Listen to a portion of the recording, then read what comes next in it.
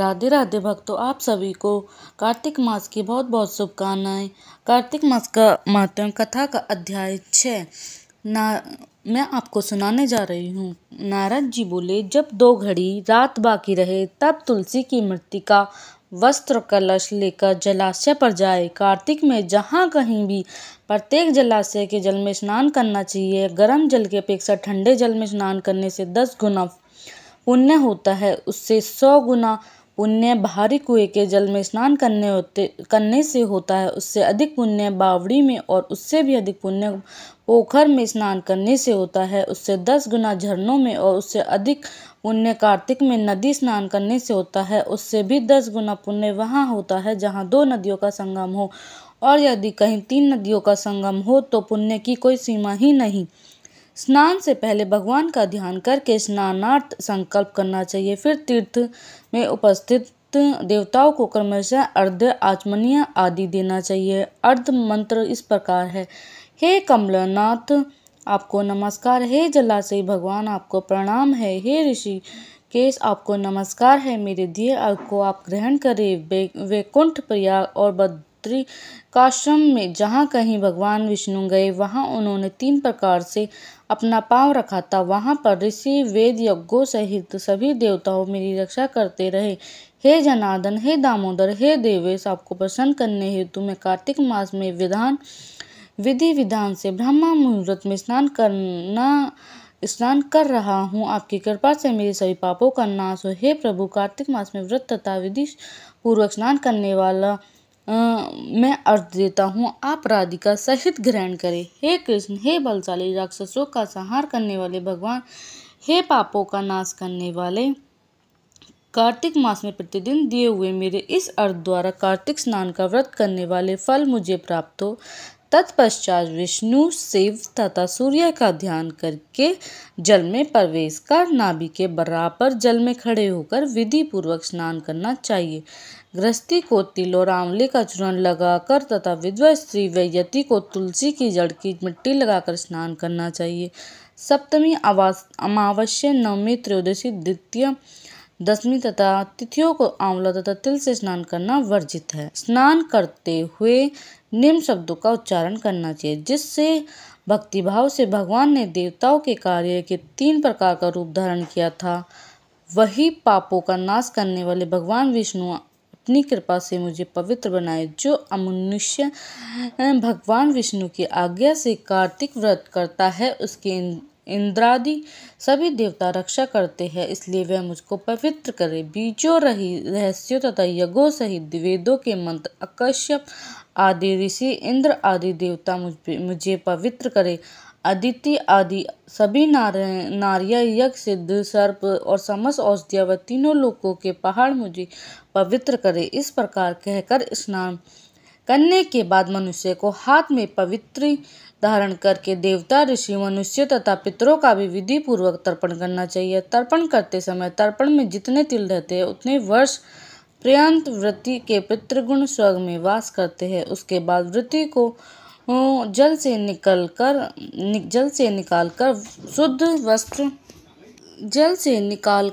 शुद्ध वस्त्र धारण करने चाहिए। सभी तीर्थों के सारे कार्यों में निवृत्त होकर पुनः भगवान विष्णु का पूजन करना चाहिए।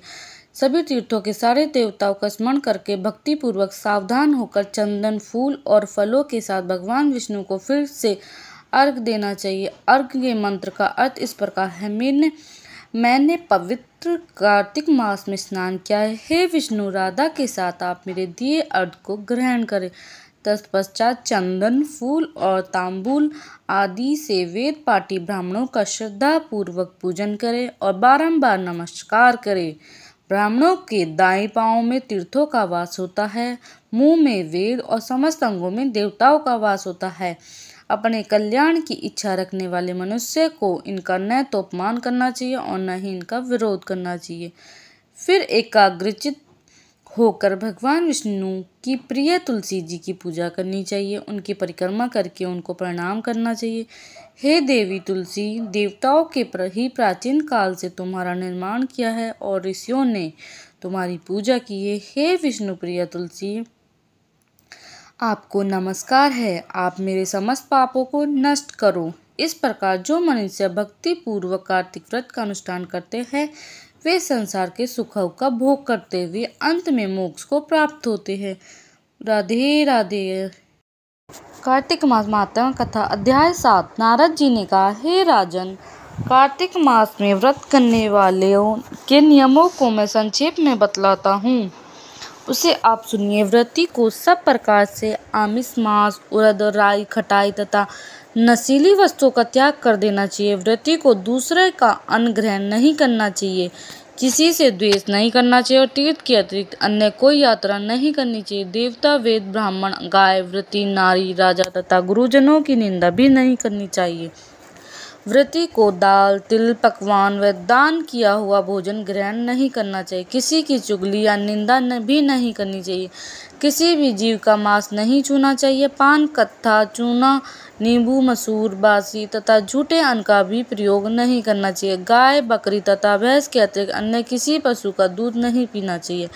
कांसे के पात्र में रखा हुआ पंचगव्य, बहुत छोटे घड़े का पानी तथा केवल अपने लिए ही पका हुआ अन्न प्रयोग करना चाहिए।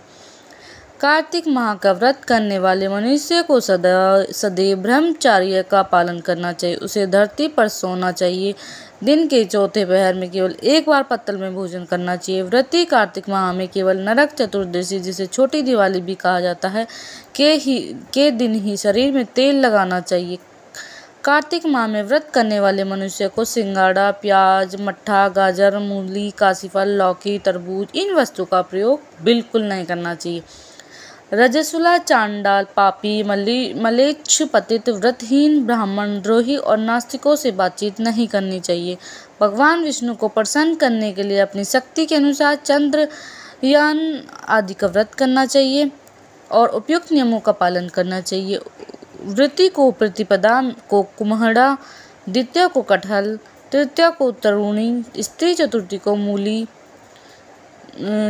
को मूली, पंचमी को बेल, षष्ठी को तरबूज, सप्तमी को आंवला, अष्टमी को नारियल, नवमी को मूली, दसवीं को लौकी, एकादशी को परवल, द्वादशी को बेर, त्रयोदशी को मठ, चतुर्दशी को गाजर तथा पूर्णिमा को साग का प्रयोग नहीं करना चाहिए। रविवार को आंवले का प्रयोग नहीं करना चाहिए।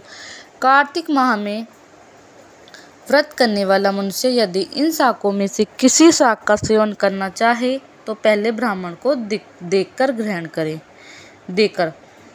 यही विधान माघ माह के व्रत के लिए भी है। देवोत्थान एकादशी से पहले की गई विधि के अनुसार नृत्य, जागरण, गायन, वादन आदि करना चाहिए।